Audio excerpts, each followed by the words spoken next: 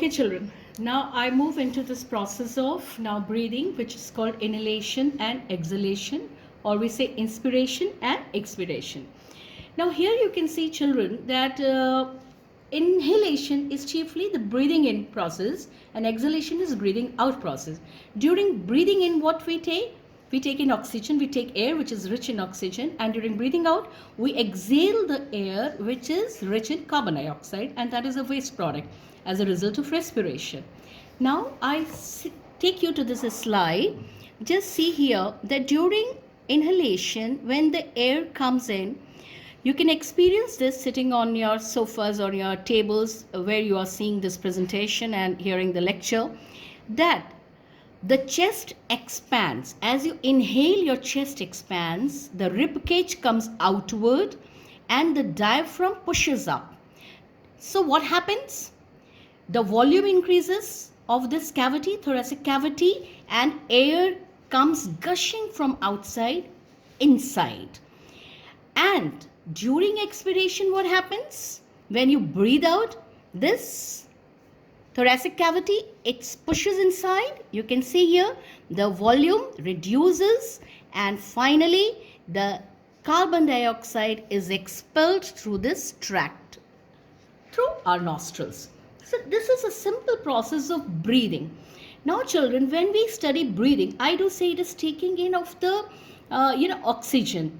So the passage used is your nose, your nostrils. Here I would like to just give you a brief that the nose has got the, I can say the nasal passage has, or your nostrils have minute fine hairs in it.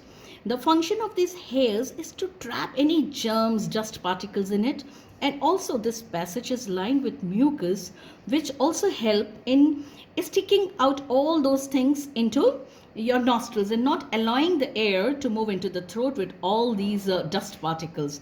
And finally, it is then taken inside this pharynx. From pharynx, it moves on to the trachea, and from trachea to bronchus, and then to the lungs for the process of respiration. I hope this is clear. We move on to the next slide. Then what is the difference between inhalation and exhalation? Now, during inhalation, the thoracic cavity expands, ribs lift up, diaphragms become flat, and volume of the lung increases and it enters. During exhalation, thoracic cavity contracts, ribs move downward, diaphragms become dome-shaped, and the volume decreases and the air moves out. So in inhalation, the volume of the thoracic cavity increases, and during exhalation, the volume of the thoracic cavity decreases. This can be seen through this pic of these animated pic of two children. I move on to the next. What is the difference between then breathing and respiration? Now, dear children, breathing is simply a process of taking in oxygen and giving in carbon dioxide. But then what is respiration? Respiration is basically a biochemical process, as we saw it in the first slide, which is taking place at the cellular level.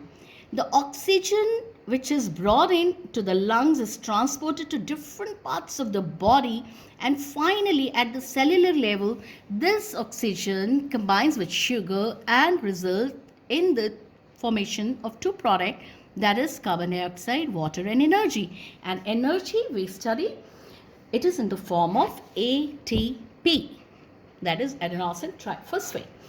Now comes the slide which is telling us the difference between respiration and breathing. One-to-one point I'll be taking in contrast. Respiration involves both physical and chemical process, while breathing is purely physical. Respiration involves oxidation of food to release energy, while breathing is the action of taking in oxygen and giving out carbon dioxide. So there is nothing chemical thing is not happening during breathing. It's just a physical process. While in respiration, it is both physical and chemical. Respiration is a sum of external and internal respiration, while breathing is the sum of inhalation and exhalation. Respiration releases energy. Breathing has got nothing to do with the energy release. Respiration takes place in all the cells of the body, while breathing takes place only in the organs involved in the process. Respiration involves breathing and respiration, while breathing is a part of respiration. So it is very simple to understand the difference between breathing and respiration. Now I come to the respiratory anatomy. Here is still, I could get a bigger picture and a clear picture of it, children, showing you the trachea, which you can see here.